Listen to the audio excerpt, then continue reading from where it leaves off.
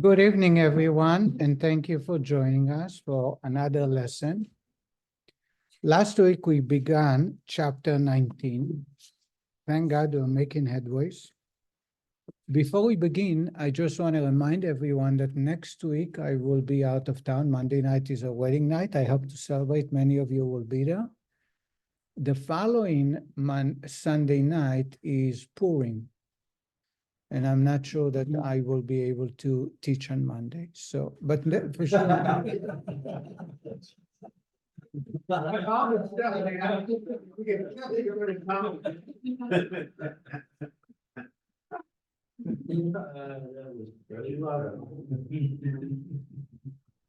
in my neighborhood, it's a wall city, so we can every celebrate on Monday. We celebrate with you next Monday. Ay, weiß mir. So, we already studied, I believe, half of chapter 19. I just want to share with you a very brief points about this chapter.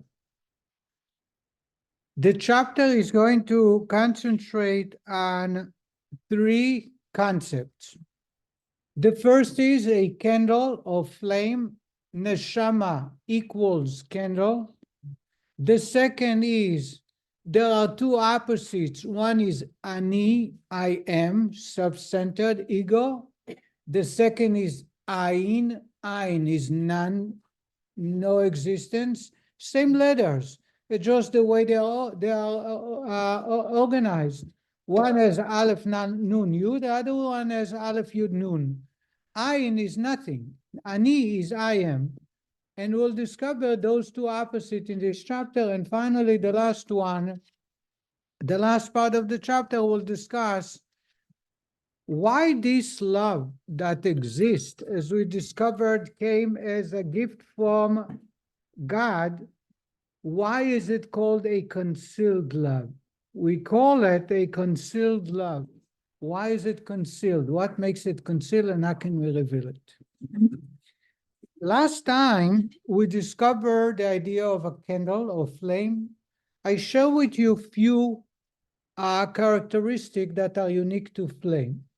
Flame is the most spiritual aspect in our universe.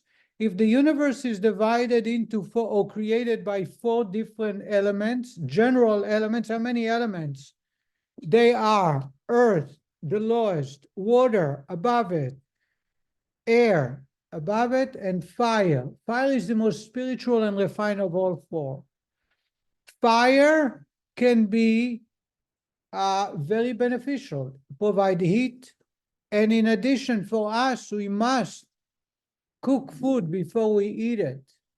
Yet, fire can destroy endlessly. Fire also is a quality, not a quantity. I can give you fire, and it does not diminish any of my fire. If I gave you water, as much as I give you, that's how much I lost. Fire is the only one that that you can give as much as you want. There is no difference. We also discussed the fact that in the flame, the brighter the color, the farther from the wick. The farther from the wick, the brighter the color. The reason is because it's far removed from the physical element. The wick that holds it is a physical object. And therefore, the flame, it goes farther away, it gets brighter and brighter. We are studying this Shabbat Shkalim. I will not be in town, but you will read from the Torah Shkalim. If anybody is familiar with the half a shekel, Moshe had difficulties and God showed him a fiery shekel. There are many questions. One of the questions is, why fiery shekel? Why not gold shekel or silver shekel, the way they are supposed to give? And one of the rabbis explained that money, shekels, is like fire. You can't live without. You need it for heat, for energy, for cooking. However, it's a very dangerous commodity. Without respect and caution, it can destroy the entire town. Money is the same. Money is a great blessing. The more, the greater the blessing. However, mishandling money can destroy the person. And that's why God showed them a half a shekel made out of fire to remind us that money is very similar to fire. But back to our discussion, God says that the prophet tells us that the neshama, the soul of a man, is akin to flame, like a candle. Later on, the rabbi is going to compare the objects of a candle, the oil, the wick, and the flame. Right now, all we want to know is that the body is the actual oil or the wick that holds the flame, and the flame is the soul. And therefore, all the unique features that apply to a flame apply to the soul. One unique feature that applies to the soul that's unique in all of our creation is that the flame is the only one that ascends up high. Everything else falls down. Flame, no matter where you put it, they always look for the higher spot. Water will fall down, earth will fall down. Fire will always ascend. And the reason is it wants to ascend back to the source, even though it goes against the very nature of its existence. As we discovered that that's unique to the flame. Everything else in our creation wants to procreate, wants to exist, wants to secure itself and its future. Flame is the only one that don't care and refuses to stay here. It wants to be extinguished and ascend up to the source, even though up in the source they all have not much of a value. Can you look at the wind, which also can go up or down or sideways? It almost be almost like a plane. It's huge. We had here a very famous doctor, brain surgeon, Dr. Larry Fink. Larry Fink was a higher up in the Navy. He was a surgeon in the Navy on a carrier. And we became very close. For 12 years that he lived here, he died abruptly, very young, but we became very, very close. We used to study. He was the medical director of Doctors Hospital. Every Monday, before he had a TV show, we would study Talmud. So he influenced my life in many ways. One of the things he told me is that people underestimate the power of wind. He says that his entire crew at the carrier received a very award, some type of a recognition for withstanding a hurricane, a no-name hurricane in the middle of the Atlantic. And the way they did is the carrier continued with the hurricane, not fighting the hurricane, the wind was in the eye of the hurricane for 24 hours. And then it totally dissipates. But he said to me that there were railings on the carriers that were 5 inches in diameter, and the wind bent them like you bent a piece of paper. He says, if you understand the power of the way I saw it, is that railings that are made out of iron, the wind come and literally bend it like as if it's a piece of cardboard. So we need to understand before we start that wind is people underestimate the power of wind. However, wind is not so necessary. Wind, there is ways that we can protect ourselves. Fire is a whole different ballgame. Do you understand that there is no relation, no comparison between fire and wind?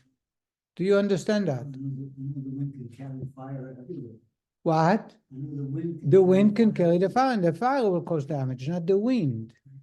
Also, you must have in half the universe, without fire, we cannot survive. We need the heat. We need the energy.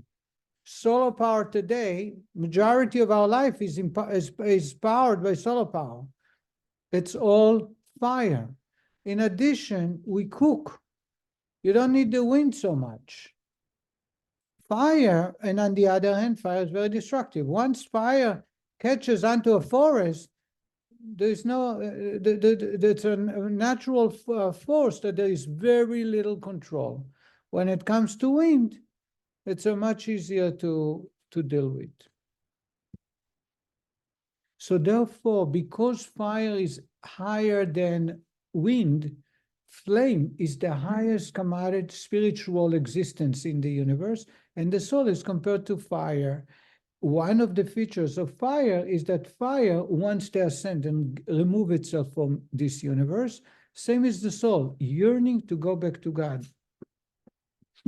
This is the first part we discussed. The Rebbe goes on to say, so we are on page 268. We already discussed what the text, the Rabbi added here, and that is it's not going to be totally nullified and non-existent, but it will go back to its source, and over there it has no value because the source is far greater, so nobody pays attention to it, and therefore it does not contribute in any way, shape, or form. The term, I am reading the second, last one before last paragraph. The term nature is usually used derogatorily in the sense that it denotes irrationality, phenomena lacking any rational basis or usually ascribed to nature. In our case, however, the term is used complementarily as it describes the soul's supra-rational desire. This, the Alter Rebbe now goes on to say, so what the Rabbi is going to tell us, anytime you're unable to explain something, you say that's nature. Why did the donkey kick you? That's the way donkeys are. That's nature. Why the water put off the fire? Why is there moisture in the room? Nature. That's nature. Whenever you can't explain a phenomena, you blame nature. Here, when the Rabbi is talking about the nature of fire, it goes quite the opposite.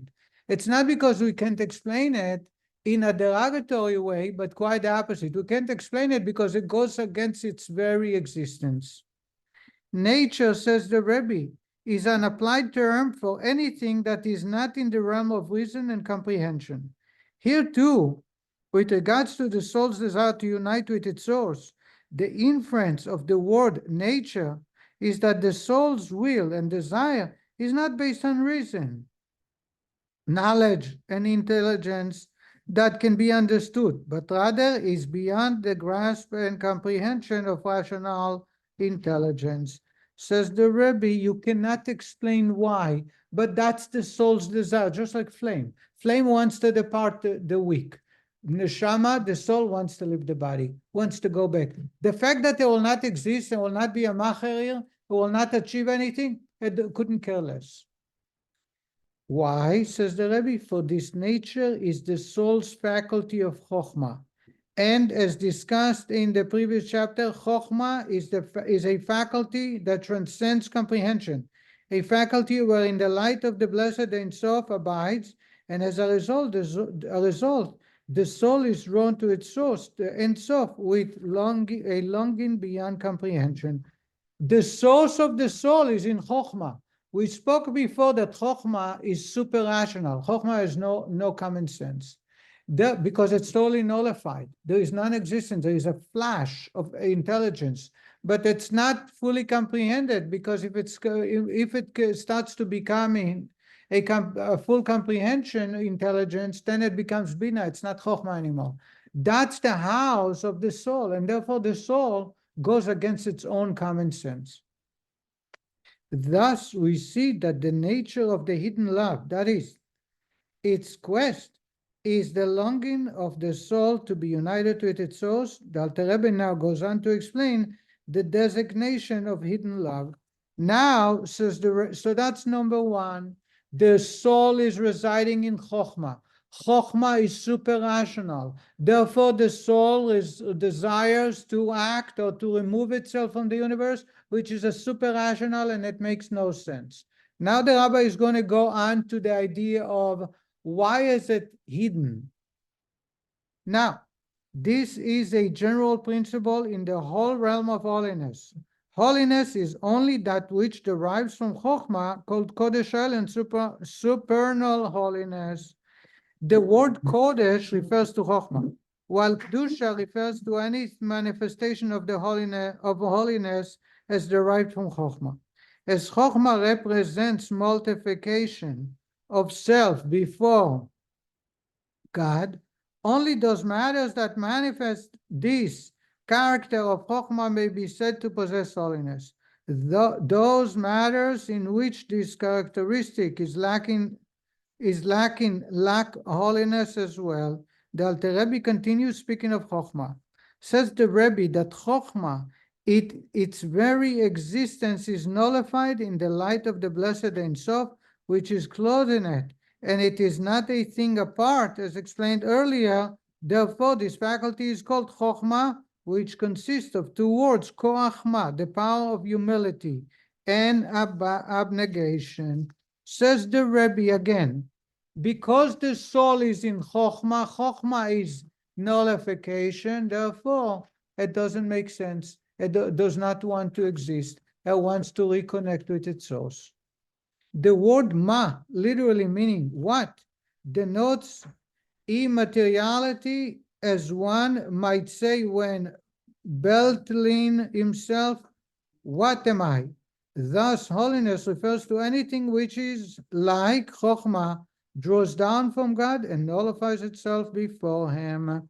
The rabbi is setting a foundation that requires a lot of discussion, and I think it's such a foundation that is affecting many other aspects of Torah, and that is, anytime someone wants to connect with holiness and God, what's the first setting, the groundwork to create a foundation by which he can build a relationship? Nullification, bitul, chokhmah. If there is no bitul, I know what God wants. I can tell God that in today's day and age, it does not work. Those commandments that was given in the desert, we have lost the connection. It's like the wire does not connect with each other. The connection can be established only when you have nullification. Nullification creates a space. Imagine you have a cup full of water and you try to pour more coffee into it. There is no room. As soon as we have an understanding, a common sense, a decision-making that depends on my mind and my feeling, there is no room for God to enter. There is no room for relationship. In a moment, I'll apply it to relationship between families. But before, I want to share that that's why the greatest man ever connected to God was who? Moshe. What's the greater trait that God told him that he chose him for? Humility. He wasn't a speaker. He was not he was the holiest man ever existence. The reason is because he was very humble. The humility in Hasidim is the basis. In other words, if someone comes with his own agenda, if someone comes with his own understanding, there is no place to start. Those of us who will attend JLI this coming week, we're going to talk about living a higher life, a higher purposed life. We're going to see how the Rebbe told somebody who had a leader, a Jewish leader. He says to him, your mind is so busy about finding God, you make no room for God to enter. This, I'm paraphrasing. Now, the Rebbe says to him, stop searching for God and start obeying God's commandments. Come back a year later and let's see if you still are searching for God. Because the guy says he's not sure about God. And the man speaks in an interview many years later. He's a big macher at the UJA. And the man speaks, he doesn't admit, or they cut it off. But what makes a person connect to God is not finding God. If you search for God, you're not going to find it. Just like if I want to fight my wife, I cannot throw a bait with a line. You want to catch fish, you do it. You don't find people that way. My mind is not a vessel to connect to God. If I want to establish a connection, I have to nullify. Nullification creates an empty vessel for allowing God to enter. Did I make myself clear? This is the Aleph Bet, the alphabet of relationship, by the way. When I don't know if I should talk about me personally, but Well, I'd like to threaten to replace you. I tell my kids And I tell anyone who listens that it's in the relationship, there is going to be arguments, there are going to be fights, and usually you will lose. The only, that's what you said. Everybody feels that he's a loser. The only glue that connects a couple together is humility. You can have two opposites. You can be the worst type of person. You can be the one that does not earn a living and is a lousy sleeper, etc. You can, everything. But if there is humility, if you're willing to open up and allow for the other to enter, you will enjoy a very healthy relationship. That's the glue. How do I know? Because that's the way God works with us. That's what we're talking about. Moshe is a prime example. I don't know if I think I showed it to you. The night before I got married, my grandfather, who was a Holocaust survivor who lost half his family, said to me, he wants to meet me. He wants to meet with me privately. He wants to talk to me, give me the talk, so to say. And actually he did it. I'm the only one he did. He had many grandchildren. He had maybe 30, and not 30, but maybe 25. I'm the only one that he did it with, and until today I cherish it. After praising my wife, I was still, the night before, he told me that he gave me example, and I shared it, it's no secret, but that the idea for a relationship must be to have humility, to have respect for the other and humility. Once you have humility, you can get away with almost anything. I'm joking, God forbid.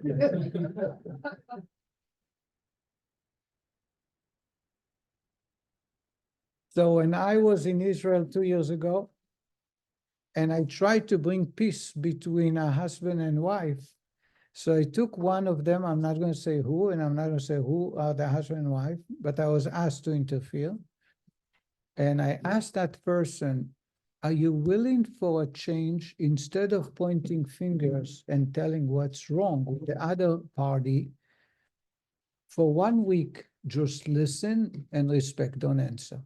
This is a very mature couple. They're already late in the game. They have grandchildren, and they're not getting along, and it created a chaos in the family. So I said to that person, "Your family, just 1 week sacrifice. You are very right. The other party is very wrong, but just for 1 week, 1 week." Allow for that person, for the other party, to say whatever they want, and just respect that. That person refused that, adamantly refused, because they were raised and they live their life where they are always right. And if they see it fit in their mind that they are right, nobody can change their mind. 2 years go by, and now I get the reports that they are a little happier. And I got yelled at and I got criticized. Thank God there were some witnesses to this. So anyway, 2 years later, I find that they are still together, and I find that they are a little happier. So I inquired, because there was other people that got me involved. Inquire how is it possible? Because the way it was at the time. So I was told that somebody said to both sides, if you get divorced, you'll be worse the way you are. So it's not gonna make your life any better. Maybe you should try. And that's something that made the decision to be a little bit humble. And suddenly, life not perfect, but life is much better. If we are to want to have a relationship, the only way is not about finding the perfect fit, because this is something I've been contemplating. 100 years ago, 200 years ago, the pool of persons available for a boy or a girl were very small. They lived in a small village. How many girls, how many boys there were? And yet they did live, they had a very happy life in most cases. And I venture to say that perhaps most people were happier than today. I may be wrong, you may argue, and I'm not going to dispute it, but I feel I looked at my grandparents, both grandparents came from opposite directions, families that are totally different, yet they had a very happy life. And the reason is because they had the idea of humility. That's the number one in the Torah. That's what the rabbi is speaking about. If you want to know what the neshama resides, it's in Chokhmah. You want to know what Chokhmah is? Chokhmah is creating a vessel. Chokhmah is emptying the space. Chokhmah is allowing for something else to enter and take control. As soon as we allow that, we are connecting with God. As soon as we allow that in the relationship, we are able to go by all the challenges and difficulties. Let's continue. This stands in direct contrast to the klipa and sitra achra.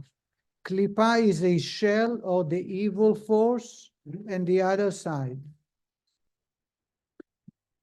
from which are derived the souls of the Gentiles. The Gentiles is referring to idol worshippers who act only for themselves, saying, give, give, and as Esau said, feed me, in order to be independent being and entities separated from God. As mentioned earlier, that Klippa is a separate and distinct entity far removed from God, in direct contrast to Chokhmah, whose nature is humility and self-nullification. So the opposite of holiness is Klippa. What is Klippa? All about, I know, I make the decision, I deserve credit. Without me, you wouldn't be where you are. It's me that make you happy. I gave you the idea. Whenever you ask for credit, whenever you point out how important you are driving yourself away from God. Rabbi, a number of weeks ago, you mentioned that Chacham is made up of two words, Chacham. Koachma, here, we send it in today too, we study it. That's the idea, Koachma, a power of nothing. Look on the bottom of 269, I just read it before. I just read it. Therefore, Can I interrupt for a moment and tell you that I've got a call from Linda Clapter. He's feeling better. He's spending the night in the hospital, but he should be okay. He might be home tomorrow. thank you very much. We need to interrupt him. Therefore, those of the realm of Klippa are described as dead. For wisdom, Chokhmah gives life. Hence, that which is the opposite of Chokhmah lacks life. And it is written, they die without wisdom. That is, death is a direct result of lack of wisdom, Chokhmah.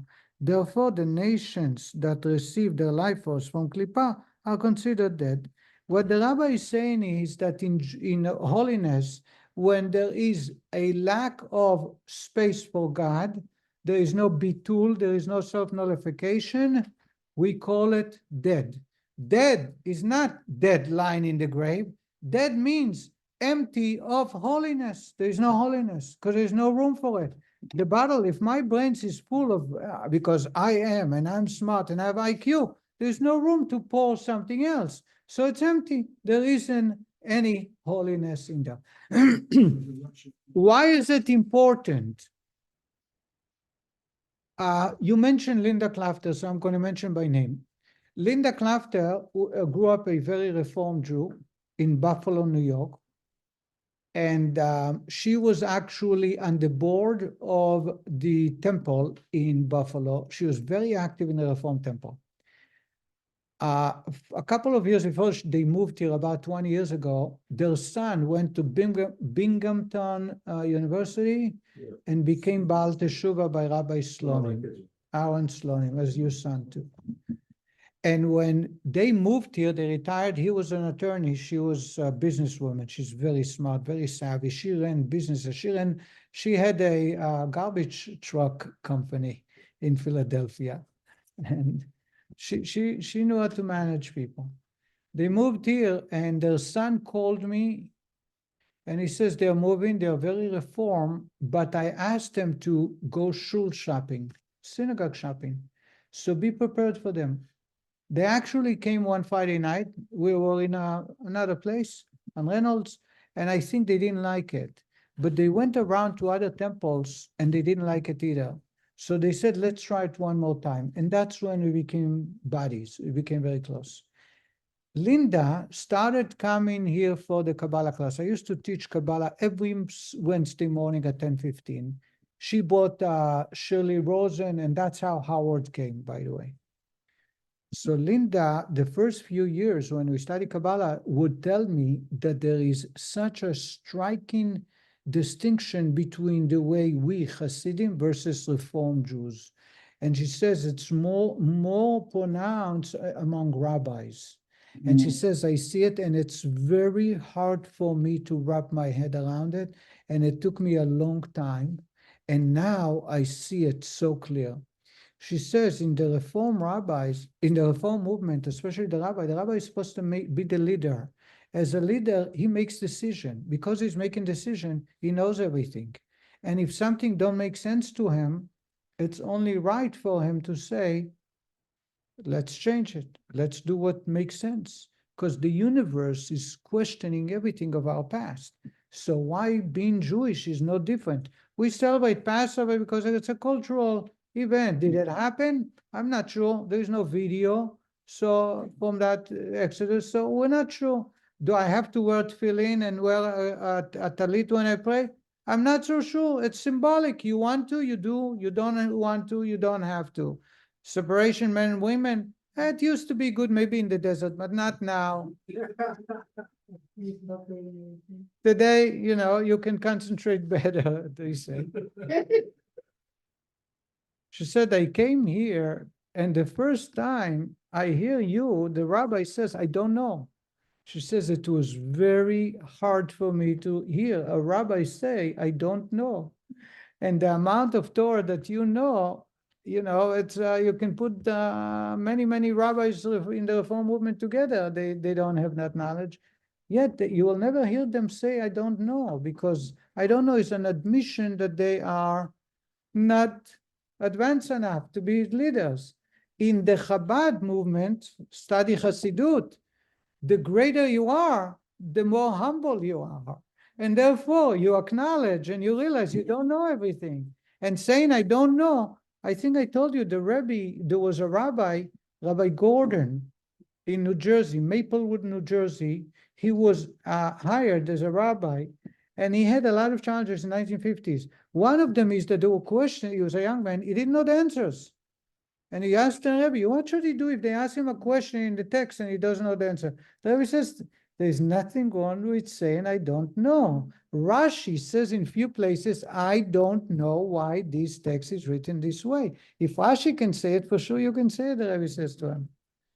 In other words, the idea is that the greater the person is, the more humble they are, makes them a bigger vessel. What happens to people who know everything, make decision based on their knowledge? In spirituality, we call them toite. Toite in Yiddish is dead. They're dead. Why? Because there's no holiness there. They can make the movements. They can. Now, I'm not here to try and put down anything. I'm just sharing with you someone who was born and raised and then came here, and she saw what I learned from her. I realized it's never dawned on me, this contrast. But now, once she shared that with me, I realized that.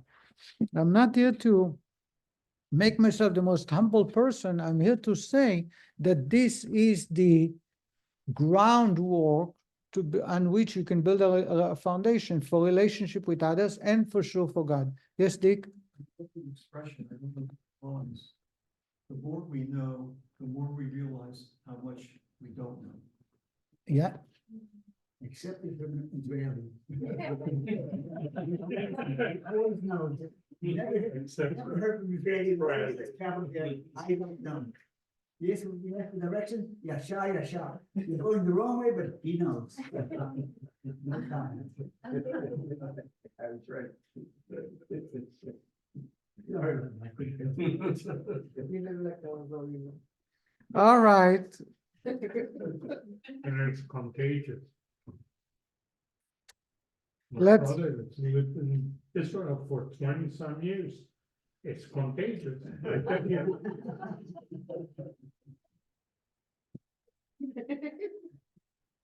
You see, I forgot what I wanted to say. I had a story to share.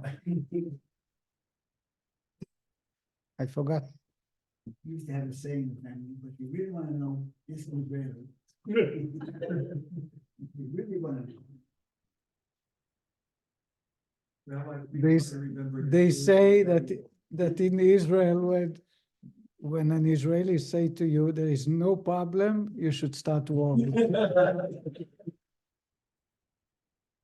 Having had Israeli clients, I believe. Ah. As soon as they told me there was no problem. This is, no worries, no problem. You know, there's a big problem coming up. Exactly. All right, back to our study. The idea of nullification is the foundation for which we start a relationship with a spouse, with an employee, with a friend, with a neighbor. Try it. You will feel a major difference, especially with God, because with God there is no other choice. With a neighbor, you can have a relationship with another neighbor. But with siblings, you can have a relationship with somebody who respects you and take you for who you are. With God, you have no choice. It's either holy or unholy. Therefore, the soul, which is godly in my body, resides in Chokhmah. We will get into why it's a hidden love in a moment, soon. Because it resides in Chokhmah, what is the characteristic of Chokhmah? Nullification, non-existence, no ego. As soon as there is a little bit of ego, it runs away. If I want, that's why it works against the nature of existence. I don't want to get all the credit. I don't want to achieve all greatness. I want to connect back to the source where it came from. That's what it is all about. Why is it important? Because holiness resides in a place of emptiness that allows for God to enter. If you do not create an empty space, there is no Chokhmah there.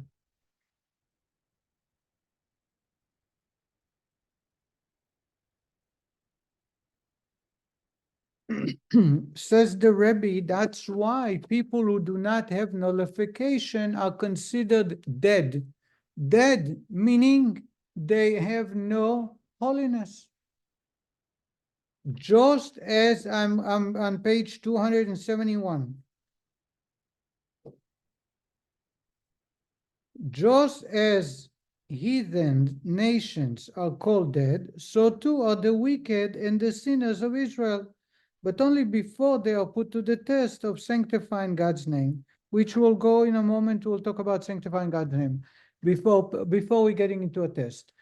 So a sinner, a Jewish person who is all about pleasure, all about me, they are considered dead spiritually. There is no energy there of godliness. Any questions so far? No? Everything is clear? Can we move on? Facing such a test, the Chokhmah within them is aroused until it fills the entire soul with its spirit of self-nullification before God. At this point, they are alive once again. However, as long as they do not face this test, the level of Chokhmah is dormant within them, as the Alter Rebbe continues. Now the Rabbi is going to talk about why is it dormant, why is it concealed, why is it asleep.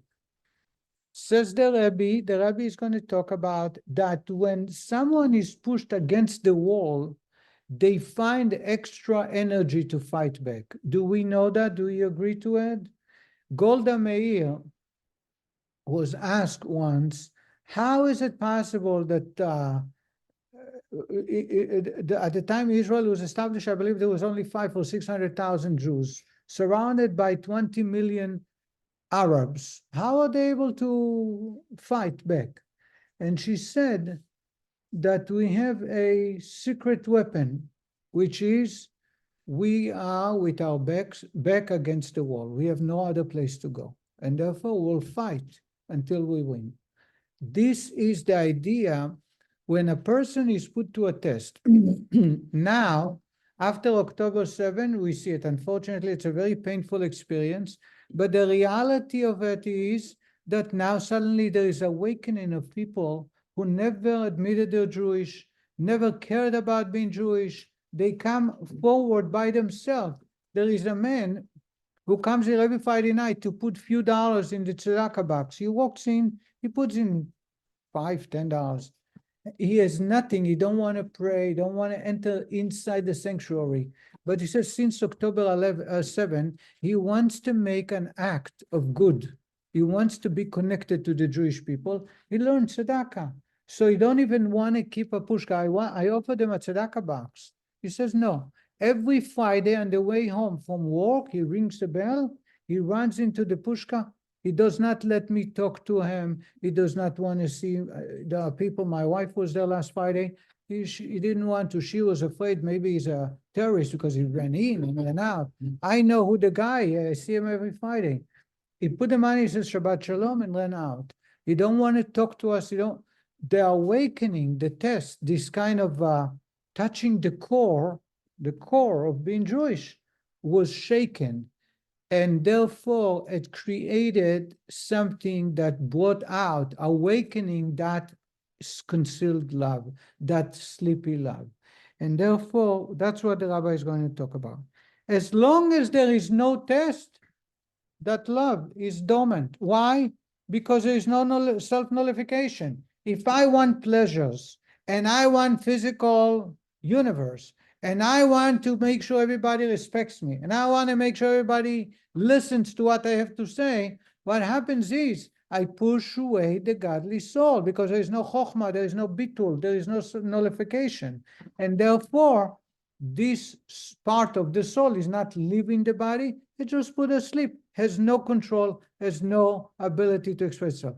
But once you shake the person, when you put him through a major test, suddenly the soul wakes up and roars like a lion, and everything changes. Here is the Rebbe, page 271. For the faculty of Chokhmah in the divine soul, with the spark of godliness from the light of the blessed Ein Sof that is clothed in it, are in a state of exile in their body, within the animal soul of the realm of Klippa in the left part of the heart, which reigns over them and dominates their body. This exile of the faculty of Chokhmah, while the animal soul dominates the body, echoes the esoteric doctrine of the exile of the Shekhinah divinity, since the Ein Sof abides in Chokhmah, as mentioned earlier. The Rebbe says that's exactly what happened when God removes himself from the universe. God is in a slumber state in the universe, and therefore people can hurt the Jewish people, people can behave against God, and he's not responding. And the reason is it's the same thing that happens with us. What happens when our ego is aroused? The soul goes to sleep. Chokhmah is shrunk, and therefore the soul is very, very dormant, has no ability to express itself. God in the universe, same thing. If we don't create space for God, because it's all about us, and we fight each other and don't get along, God departs the universe. When we say departs the universe, it doesn't leave the universe. God is no space. And therefore, there is no such thing as God is not around somewhere, except that God is in a state of sleeping. He does not respond to a call. He does not connect. He does not get agitated, so to say, so fast, because he's totally removed from what is going on. The idea of bringing Mashiach is to humble ourselves and create a space for God. For this reason, this love found in the divine soul, whose wish and desire is to unite with God, the fountainhead of all life, is called hidden love, an apparent contradiction in terms. Love denotes a manifest emotion and is not at all hidden. However, it is called hidden only when it is obstructed by the alien entity and not because of any inherent quality of concealment. As the Alter Rebbe goes on to say, what the Rabbi is saying to you, that love, connection to God as a gift from our forefathers is something that's very pure, just like Abraham, Isaac, and Jacob, so we possess. However, it is asleep. Why? Because I gave it a sleeping pill. I don't want to be humble. I want to enjoy life. I want people to respect me. I want to tell you how I feel and what I do. And therefore, by doing so, I infuse the soul with more sleeping and material, and it falls asleep. Now, this love is very, very dormant. Now we know why it's called a concealed love. This, by the way, everything we spoke about between us and God applies in a relationship. A relationship between us and wife. The more ego we possess, the less love we have. Do we agree on that? Do we have to explain that? I don't think so. Because if I have ego, it's what's in it for me? Why aren't you tit for tat? What are you? I'm doing all this. I'm doing everything. You're not doing so much. Everybody feels that way. Then there is no love. What happens when there is love? Then nobody cares. I'll do whatever you want. I'll go. I'll be there. I'll dress the way you want. I will do everything. Because when there is revealed love, there is humility. They go hand in hand. Creating space for somebody else. Humility, humbleness is what makes the love awaken. Same is with God. If I make room for God, I humble myself. I'm not searching by God with my brains, because searching God with my brains, I'll not find them. But actually, humbling myself to allow for God to enter awaken the love for God, and that establishes a connection. That's what the Rabbi is saying. For it is hidden and veiled in the case of the transgressors of Israel in the sackcloth of the klipa. From the klipa there enters into them a spirit of folly, which leads them to sin. As our sages remarked, a person does not sin unless a spirit of folly enters into him. The Gemara tells us that a man or women sin only when the spirit of folly enters them. In other words, it's a stupid act to sin. And the reason is, what he's talking about is not a sin as we know it as a sin to hurt God's feeling. A sin meaning to fill ourselves with attitude, with ego. That's when it causes sin. Because if I'm humble, if I empty and I create a vessel for God, there's no room for sin. Because I know I don't want to hurt God. Just like in relationship, we don't want to do anything unless our ego fills our life. As the Alter Rebbe explains further, the foolishness consists of the self-delusion that one remains a good Jew in spite of his sins, and insensitivity to the serious breach that his sins create between himself and God. If a Jew felt how each sinful act tore him away from God, he would never sin. For after all, every Jew's love for God is so strong that he is prepared to sacrifice his very life for God, as discussed in the previous chapter. It is only that the spirit of folly dulls his senses so that he does not feel the wrench caused by each sin. I'm going to share with you something I studied many years ago. I took some training about psychology, relationship. And I was told that in New York, it happened in the 70s in the Italian communities. I have nothing against Italians. In fact, during this holiday of Purim, we're going to have Purim Italiano. So we love Italy, we love pizza, and we love spaghetti. Police department in New York had discovered something very peculiar. On Friday, the husbands will get their paycheck. They will go, instead of coming home to celebrate, to be with the family Friday night and the weekend, they would go to a bar because now they have money to buy. I'm not biased against any group of men. It's wrong. I'm just sharing with you. I was told by a former police that spoke to us. And by the time they would come home, they were very drunk. They would come Friday night, close to midnight, 10 o'clock, 11 o'clock, drunk. When they come drunk, the wife usually is taking care of the kids, and she's not happy. And he is not happy either because he's drunk. So they start a fight, and they start throwing stuff on each other. And those Italian women know how to fight back. And before you know it, they would call the police. When the police will come, I heard it from a policeman. The first thing they do is separate the two, move them to each, because they are very heated up against each other and they are children. So what they do is they would see that the man is drunk, so they would try and take him away, not to custody, to take him to find if they have a relative or a friend he can go for the night. But the men would resist because they're drunk.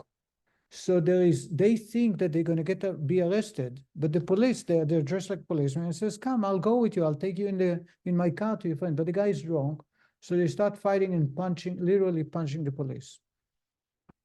At that point, he says, "We will have to call for backup." So there will be 2 or 3 policemen in the house.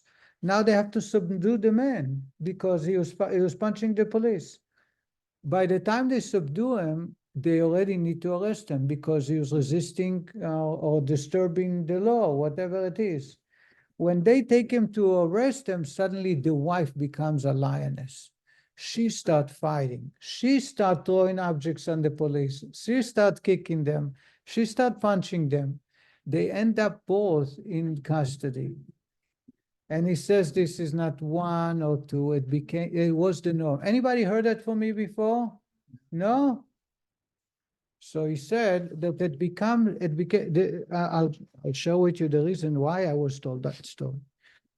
It became the norm. Anytime there was a brawl or there was the husband that came home drunk, they realized that when they come, all they do is nobody broke the law, but they're trying to stop the fight because they're going to hurt each other.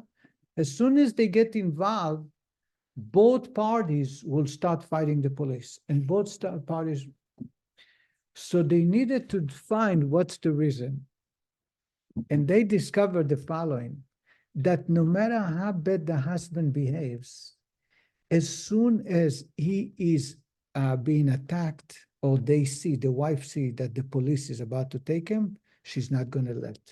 She's going to defend her husband, even if she end up getting in jail time. In other words, the reason the police came is to help her. But family, because they were married to each other, family was much stronger, and therefore she would get into trouble. She will end up in jail because she is going to protect her husband. Did you understand that? What the rabbi is saying here, I'm not going to talk about the test.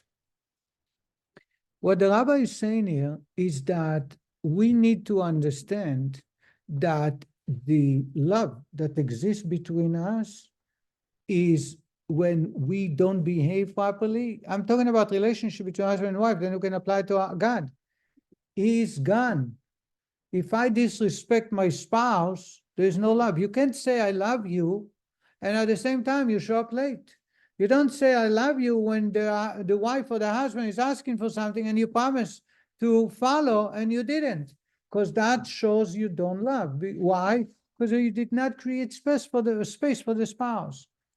What happens if you do not make that space? But then suddenly something touches the chord. You see your spouse in a situation that they need help. Now you forget about your needs. You forget about your hurt. You forget about who is right, because you are right all the time. And you got beaten up, and you're the one who called the police. And you're the one who is suffering to take care of the children the whole night while he is out partying in a bar. It doesn't matter. I'm not going to let anybody hurt my husband.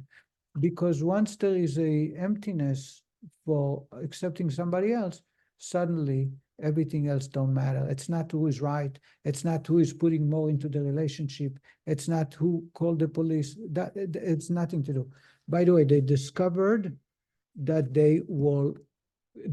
anytime they got involved in a family feud, everybody gets lost, will lose.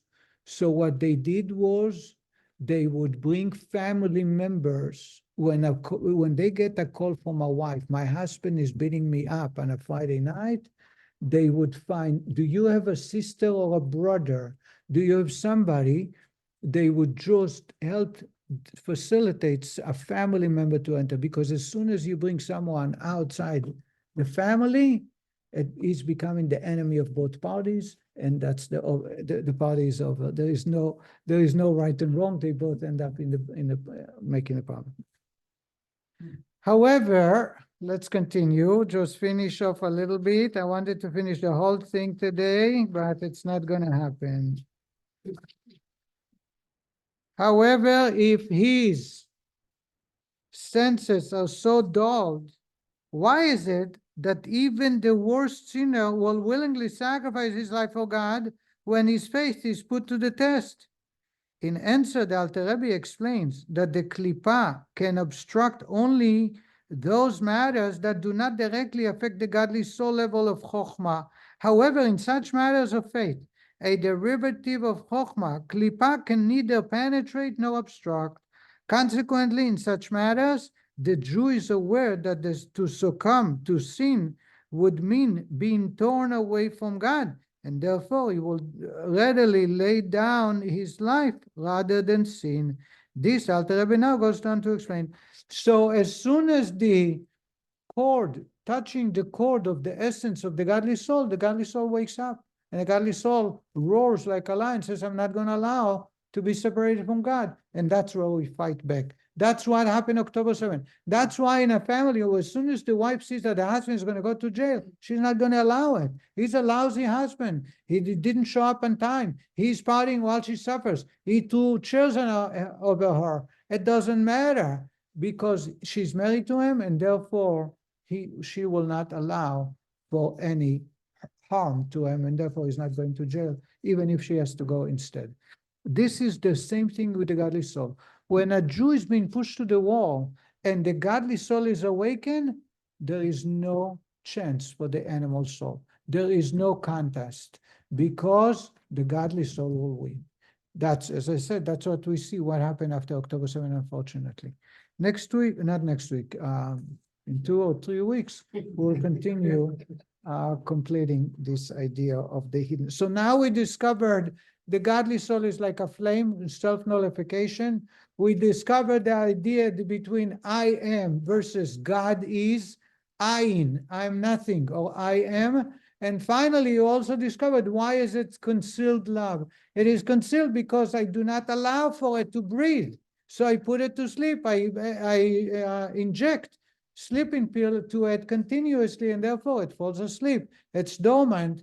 And in order for me to awaken, I have to create a space for God to reveal himself. Thank you very much, and we'll continue. Thank you.